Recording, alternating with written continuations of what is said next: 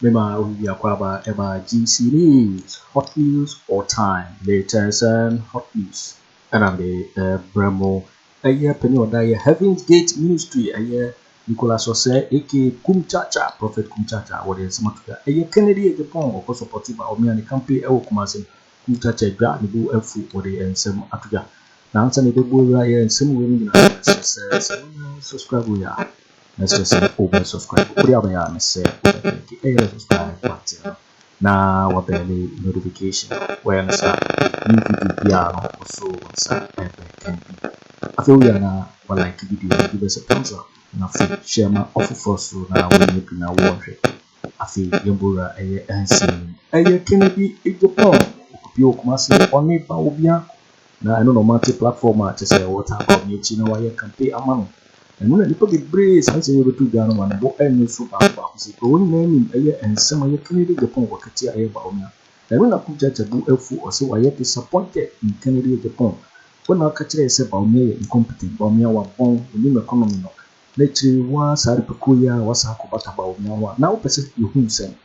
And your Kumchacha, one father wanted to order some good one and Afriyie. Yes, Semreno and Tentamara, you could see a year prophet Kumchacha and some of the Tróuble. Abra when Kennedy Agyapong what you said here Kennedy Agyapong done you know why yes disappointed into and some of your Kumchacha and the Tróuble into so yeah also your strategies God also your strategies and brother you taking over power not dollar your 4 cities and then dollar your 12 cities we are strategies excuse me strategies let me step down. When you do approach me, me say delegate any Ghana who don't, I will never do it. Time FM. The money they offered was $800 million. If he doesn't know, you should ask Mr. Oh, they offered. They offered $800 million. Not even 500. No, says I know can and I'm saying me see from Ghana first. Namono 2016, I'm doing top pickups. And then you owe me $800 million. But I have not. I have not. And when is it by Jesus can? Maybe I won't hear me say let's drop the E now. What the November 4th? What do you say? Yeah, person would tempt me as a Mecca BB, no Marco K. But they offered $800 million. Omo friend Mr. Pobuzu. On them in Kasana see from $800 million. And I'm saying Ghana who don't mean yet. Now the mean Time FM. Because Jesus is going to Ghana who actually woman mean yet. I've not done it. Besides that, I'm painful. I think you have friend me. A pamicho. Sammy my vice president. They say, what do you mean vice president cry? Oh my catch him please. Who vice president cry and tomorrow. Say you na lead Ghana. Now we must serve under this government. Who don't buy young. And why should I even step down? Near co-position. And you mean and you mean a different person who said move to me Ghana for nipa bear 10. To second Japan, me Yamanum Kagana Beconenim. Ghana, Quebeconenim. And I want to call Bono region. What is saying? Oh, Miss Mammy $500 million. Sansom when a good median, some man for a Gnomontias. Honorable. Say, who's a particular thing we are, Omukusham, Asantimantum, who is it? Minia, my main kind of say, far MPP for Akufo-Addo Kennedy Agyapong at the Nabano. I want to say, honorable, the kind, our supporters more, our support or more. And I want to say, honorable Kennedy Agyapong, in Kasa, etching Bawumia. Eti no wakofa Honorable Kennedy Agyapong on the number. Na me chlema dwen ya na kuromu anade ba ko so Kumchacha mehu ye kuromu wa ye wo ne se nipa ye nyaatwo kuromu a nyaatwo nipa bebre eye ne se obi owa me de shatter ye example me ye shatter fan me madam for pa na shatter wale me ye ne fan kese pa. But you walk on one. Say shut a wallet. A mistake be no ye be na. Na a beer o cocaine. Will be a ye shatter found fine no. So fallacy I wash just wo pe shata asem na wo do shata nti no wo kan just wo tie nipa no wo ye bayefo wo ye bronsam wo nye nipa pa ba me eto da bi na shata me ya ne fine pa wo de me ya bonyum nyina eto da bi na shata ye bibi na nya me ba interviewer me am to me kase shata wo ye me nua ye me fan ye me bibia Odo abonyum. na sam papa ya kedipa be ye 5 I wo Ghana hype honorable asema me can obi but the honorable be ye good no me presi no ye Ghana ye nya honorable Kennedy Agyapong so mako 500 kenipa bi akwa awo chele mu akenipa be boa honorable Kennedy Agyapong hye nanum kura na odi a na wayi na wode ama obi ana akwa awo chele mu a the way your papa ne be boa if you want a school for bebre scholarship we you good wa achade pa a friend giving nyame hye da the ball no e de wo no me pena sempa but eno so nkyere se honorable Kennedy Agyapong ye bibi na se enkoyi a na nya so Kumchacha mintumi nkyere madwen ka ho asem o se hwe ye wo bibi a ye frɛ no insult se wudidi obi atam ani sa wo kyerɛ wadwen ɛno yɛ different ɛno kora mo kan na bro for saying wo kyerɛ wadwen obi bi ho a honorable Kennedy Agyapong me penasem by Africa ne Ghana ha ya wo spirit bi o Ghana ha no ne Africa ha so pani ye bibi na akokan na wo bi pe papa na sam do nipa na wo kyerɛ wadwen no wo ye bayibron sam onye nipa papa Africa pe ayetia na Ghana pe ena pani ni akwada nya asem na pani di fo a yesi akwada nka se wudi fo no pani ni emfa bi mu die ema no Africa pe ena Africa ni ana Ghana ni wo ba wa wo ba na maame ni ye mistake na papa ni ye mistake na ne ba ebisa na asem a wo se mu ade ebrochile ente sa akwada wawo no de won tiase no obebisa Ghana pani Africa pe ana police ni gina wa driver ni untumi misa na kwahye abrochile eye common edenti na wacheme reason ben Ghana pani police ni gina wa na bisa na kwahye wu ade eden na make esiso hwe honorable Kennedy Agyapong minia me am tiwe so Kumchacha we disappoint me say They do disappoint you. What disappoint me, mami hu bi da. That's one vice Bawumia ekogina ye. Ye gina na ye wo back e wo akire say honorable Kennedy Agyapong e na ese so won de ne ba. Na honorable Kennedy Agyapong ni muodu. Ama ye nyina ye wo akire ne ye wusa ne ama bi ankoyi wo baabi. Ama honorable Kennedy Agyapong kra de beto mo na show down. Mama show down. Ama ye nyina ye support on the kama. By Emma honorable Kennedy Agyapong ka say tie ni yo. Ebie na no e kan say Bawumia vice president you be a incompetent. Incompetent acciden. They say wabon wonya de ni hu. Emma honorable Kennedy Agyapong ka say ya papa Bawumia awoye economist.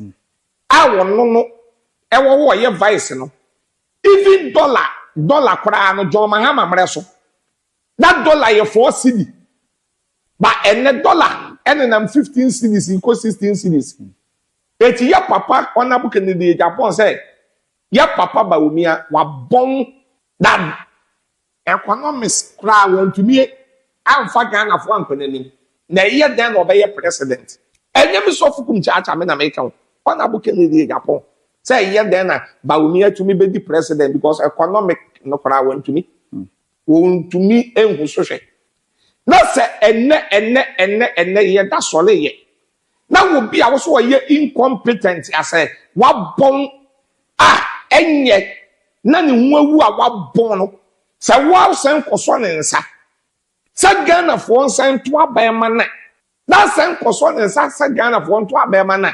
That is the incompetent in Ghana for. Say Ghana for emphasizing your president. That a miss of Kumchacha, ya mekasa we. Nipa. Quotation be on Net2 chapter 12, verse 37.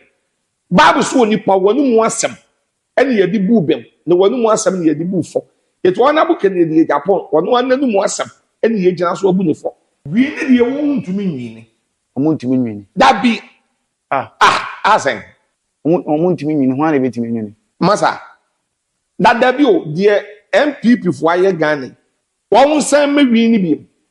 Na ko se ya papa Bawumia say me se me pena asem wo na wo brase. E bato no kora no. Ojina wo na okasa. Me ne yatie me.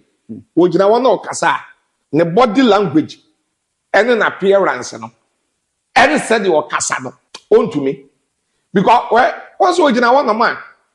Said ye kasa e wo politics mu kasa no no woni say energy ni bisa oba ene amon fast ya na mame mon fast ya na mame mon fast ya na mame han fast ya na mame ene me ye mate mon fast ya na mate bia na manistia mate bia na manistia one say ya papa Bawumia akoye te say akwada bia wo bobo na pani bia je ne ball na furu ni nsem no di na chi Mami.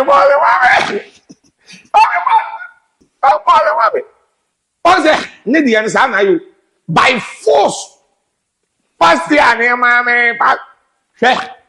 Masa Osafo Kumchacha asama make obi entie ni yansani. Ene betumi atie ni ye pa. Ya na me kase esi kura nye yi na alaba.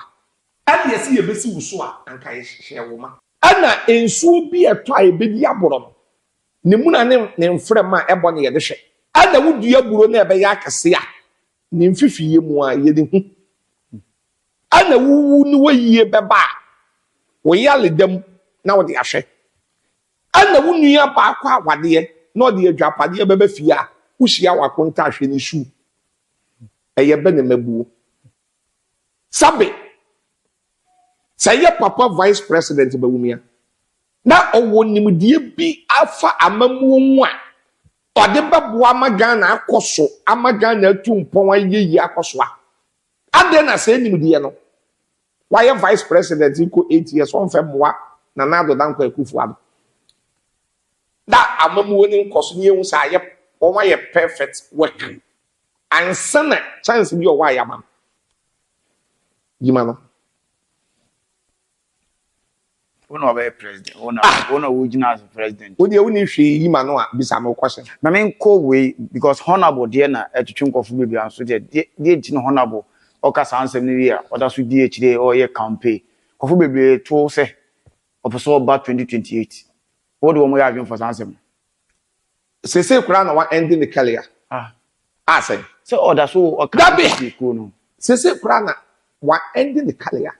So oda so kan MP. Oh masa. Hwe that card ba akwa na se so na bu Kennedy Agyapong eye ne se enye so wo twe ne ho free party no mu pa continually no hwe won number 1 and number 2 that ka ebia opese 2028 no Ghana for gini dia ne nsam na wo bie na no kan ye no conference am no nya adwuma mimi se metiwe Osofo Kumchacha mi se metiwe Anabu Kennedy Agyapong ken semwa eye 5 wa me nu pena me gidi nanse anasa de nia didade nyina me nu pena me gidi na didade nyina me ensa aka na me nyim because ebe once wonu abie na no kan se tama no ne Bawumia ko akoto abam wonu aka se me mu show down na munim na mu wie mu a ede aba no keka ye ana moba na samoba fam se menye campaign ensema meka kire mo no asoe godo nsema meka menye campaign bia no no keka na ho ntam ebubo ne hunua na se enne wasen aye U10 na wasen akwa akoso obi a wo so aye incompetent nsa se Ghana fo nto abema na won nsema no ensese yaji wunsem di obaye sofo interminate duabo okeka won is be dey na masa say ano wo de Proverbs 18:21 ano wo ye di hira no emu na no ye free Etimi ni ade empesa me kan say ensem a wona bu Kennedy Agyapong wakan fa aban we hu ni Bawumia wono na ense se okoso ne nsa se ye to abema no waso ye incompetent ana de ebiem hwe John Mahama mreso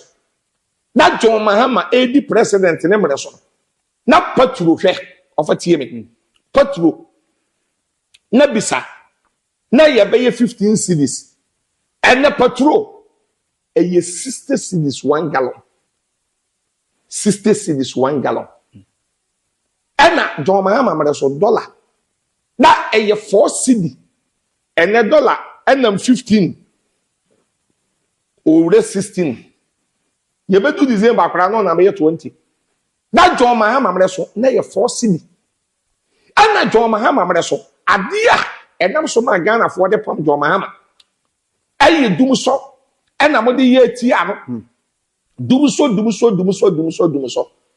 sa tam kura won de enchia bi bai mema wachi o na waje so ya Mahama mema wachi o na waje so ya Mahama won bi saw echile no bi aje so en confirm kwa echile on se confirm you waiting for waiting and some of your prophet Kumchacha or the Tróuble which is a Kennedy were disappointed in him no make na Kennedy the Agyapong to say Bawumia or your campaign no problem one as Bawumia competent perform afide na ba ya Bawumia na me na ye and simple the guy was a GC so and our say subscribe ya message say over subscribe no like it na wa share video ama offer for so na wa also with me at Afriyie and so we now our comment box interview in my next video. Thanks for watching. Like and share the video. You can also drop your comment. Please don't forget to subscribe. Click on the bell to turn on the notification.